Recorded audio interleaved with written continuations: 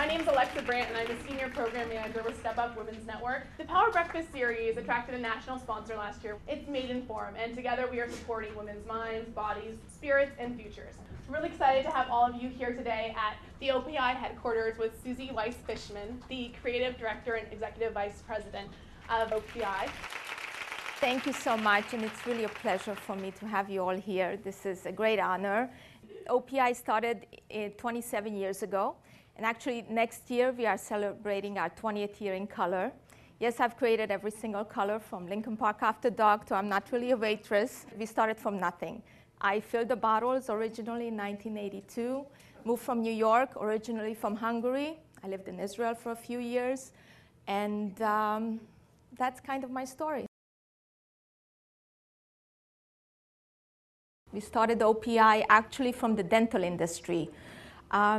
If you remember, still now, but especially in the early 80s, artificial nail extensions were very, very popular. And if you went down Ventura Boulevard in the San Fernando Valley, there was a nail salon in every corner doing long nail extensions.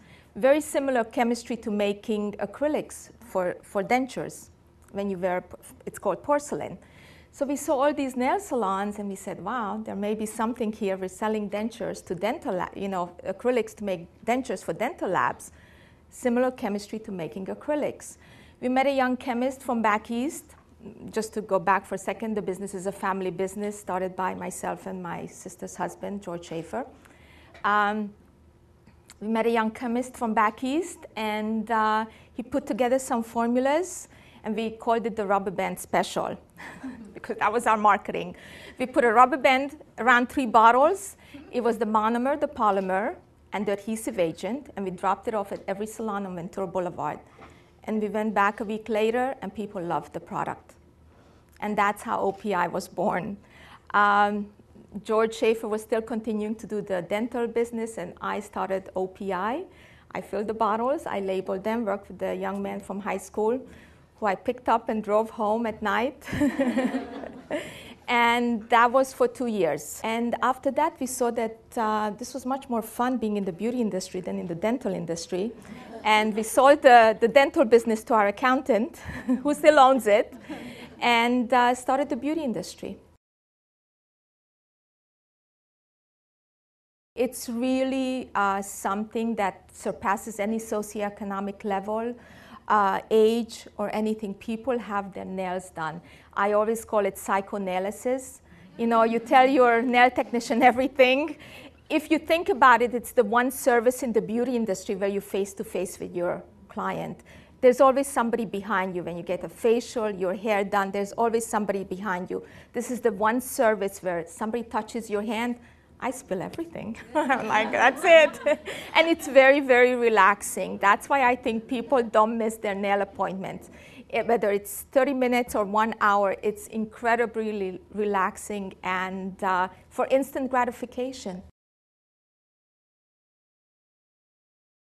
We said, how do we make a difference? How do we market and brand our OPI nail color differently? First, start with the bottle. I think that's a bottle that's globally recognized. It's a patented bottle that was designed by us. Second, we need to have the consumer identify with the color. You know, before it was mauve number 34 or red number 25. You didn't really connect with it. You didn't identify with it. You didn't have these feelings that left you, making you feel good about yourself and about the color. So what we did is we said, okay, we love to travel at OPI. We'll go to destinations. We'll name collections after geographic location. So we've traveled the world all over and named colors. Latest one, of course, Collection de France. Went to France for inspiration. Before it was India, Russia, the South Seas, Hollywood. Color, I'm Not Really a Waitress. From the Hollywood collection, because everybody in Hollywood is not really a waitress. We decided to go after names that people remember, names that take them away to places, names that make you remember when you got engaged or got married and you wore a certain color with a name on it. These are things that connected to the consumer. And I think achieving and developing a connection to the consumer is key, because she will be loyal to you as long as she feels connected to the brand. from simple thing, there were no color charts in 1989. We were the first one who printed millions of color charts so that the consumer can take that home, something she can look at those colors, read those names, and it will stay in her mind forever. And I think that's what made our difference, connecting to the consumer, fun names, of course, fashion trend colors, which OPI is known for, and something simple as a color chart. People say, well, how do you do it all each time? I look, of course, at trend books out of Paris and Milan, a couple of years out, which everybody looks at, whether you're in decorating, whether you're in packaging, different industries, and you kind of translate it how it will work for you. Do they specify nail colors? No, but I kind of translate how I think the right colors will work for our target consumer, and that is ageless. It starts very young and goes on forever. But I think one of my successes in designing a collections is that you can find a color for everybody, whether you're hip or more conservative, the it girl, or just want something that you're not sure how much color you want, there's a color for you in a collection. Every day there is something, and especially when you're a global company, selling to the EU countries who have their own rules and regulations, selling into countries like China and Korea, South America. So rules and regulations are sometimes difficult. You know, we're in this whole green movement, and you know, it's very good, and it's where we should be going, but sometimes politicians don't listen to the scientific community, and there's a huge disconnect. So it makes it difficult, but that's part of the business that we're in. And we have in our R&D department today, we do mostly compliance and regulatory and fill out dossiers, and R&D is on the back burner. And I'm sure if, you know, some of you know this, for that, you know, whatever industry you're in, it is a challenge, but it is what it is. I always say when I speak in front of people, be an informed consumer. If you go into a salon and you don't feel comfortable, walk out. It's okay to ask a salon or a nail technician, how do you sanitize your implements?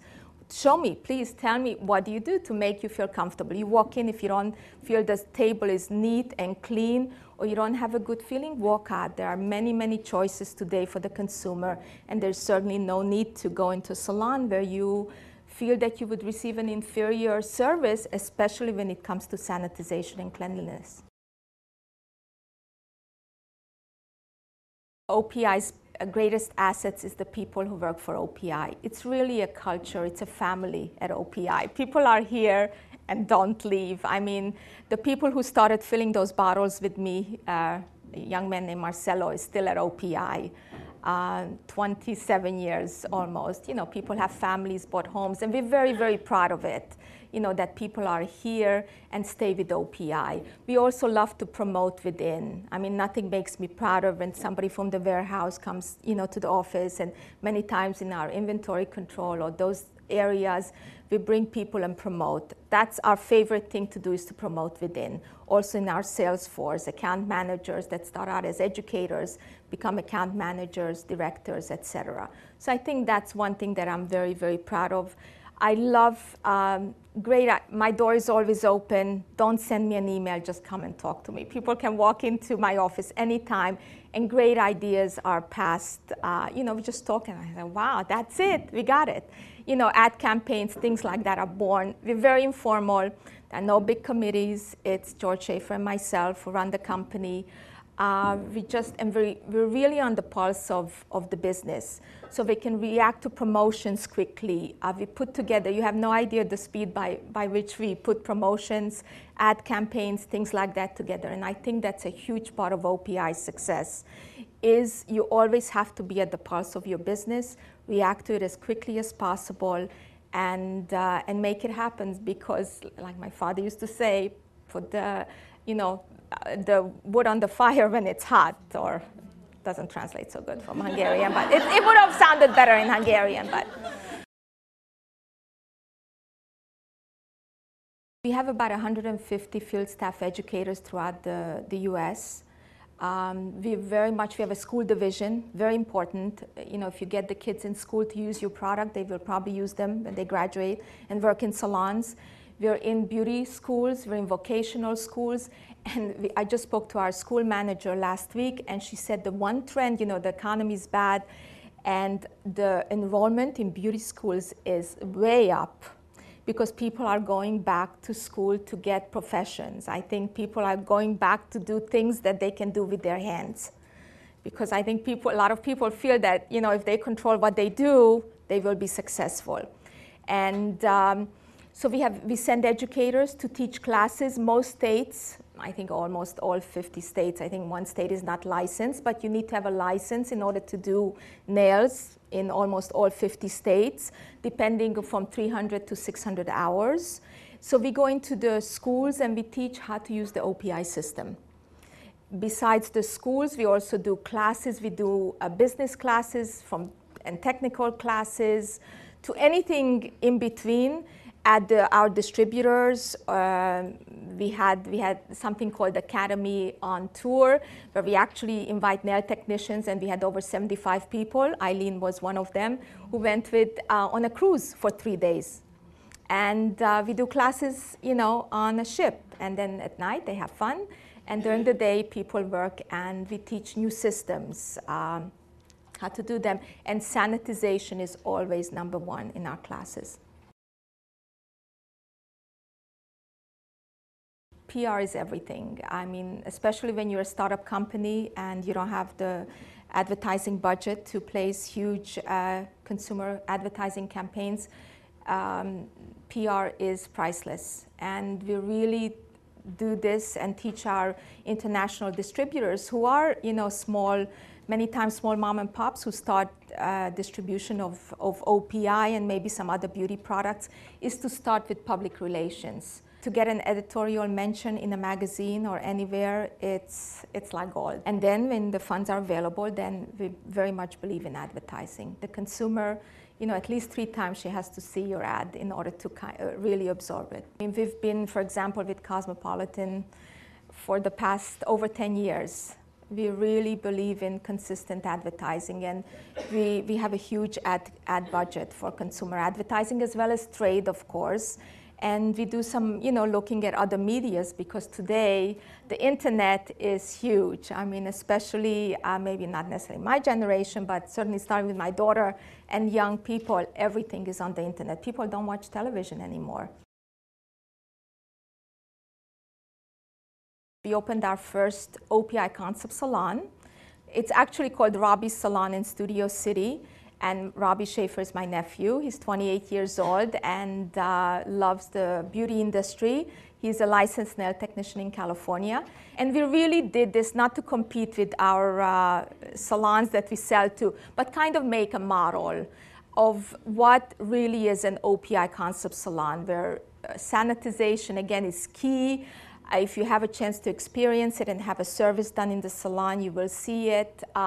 Only using OPI products, retailing OPI, it's just an incredible, incredible place. And it's really a model. And Robbie did it. You know, it's open for other salon owners to come and see. His books will be open to everybody, how many services he does, how he charges, the menu of services. So it's really a model for us to show the world how we feel that a salon should be.